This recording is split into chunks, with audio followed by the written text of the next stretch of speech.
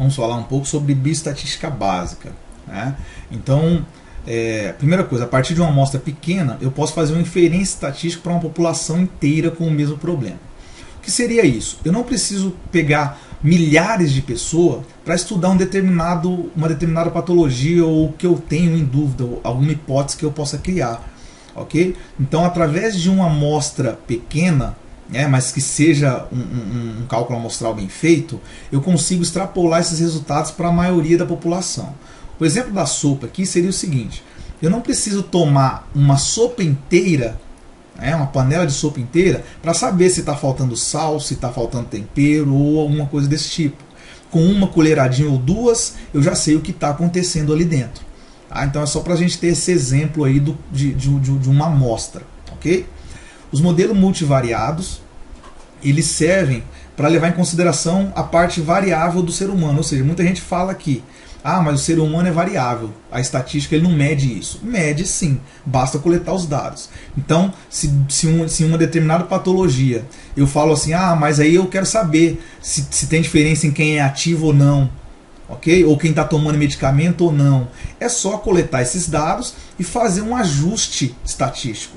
Existem vários modelos, que fazem isso, e a gente sabe, leva em consideração todas essas variáveis que o ser humano tem, ok? Outra coisa é sobre a hipótese nula, o H0, e a hipótese alternativa, que é o H1. A hipótese nula é quando o P é maior do que 0,05, ou seja, não há diferença entre os grupos. Então, sempre quando eu faço estudo, eu tenho que levar em consideração a hipótese nula, que não vai ter diferença entre os grupos. Okay? A outra é a hipótese alternativa, que é o H1, ou seja, houve diferença entre os grupos. O P é menor do que 0,05. Lembrando aqui que o P ele não vai falar para a gente de quanto foi, quem ganhou, Ele fala só que os grupos são diferentes. Okay? Então a hipótese nula, não há diferença entre os grupos. É isso que eu tenho que levar em consideração. E a hipótese alternativa é que houve diferença entre os grupos, ou seja, P menor que 0,05.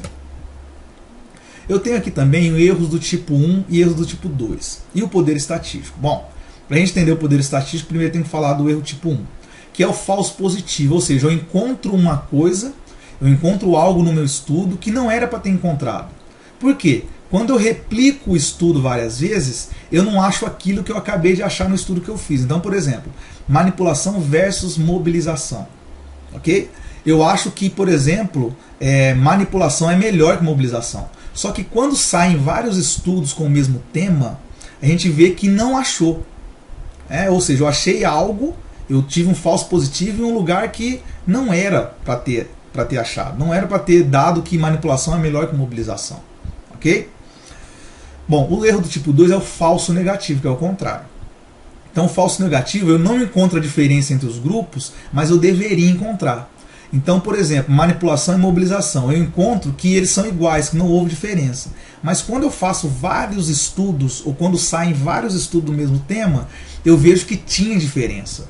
Ou seja, a manipulação poderia ser melhor que a mobilização. E eu não encontrei, ou seja, é um falso negativo. Isso é um clássico de amostra pequena. É um clássico de quando a amostra é pequena. Isso que é irreparável. Quando acontece esse erro tipo 2 aqui, não tem como eu fazer nada. Tá bom? Bom, e o poder estatístico de 80%, quando a gente lê no artigo, e eu expliquei isso no artigo passado aí, que a gente falou sobre ensaio clínico, significa que eu tenho 80% de chance de não ter erros do tipo 1 e 2. Isso que é o poder estatístico. Ou seja, eu reduzo para 20% a chance de aparecer erro do tipo 1, falso positivo, ou erro do tipo 2, falso negativo. É isso que serve, para isso que serve esse poder estatístico aí quando a gente lê um determinado artigo científico.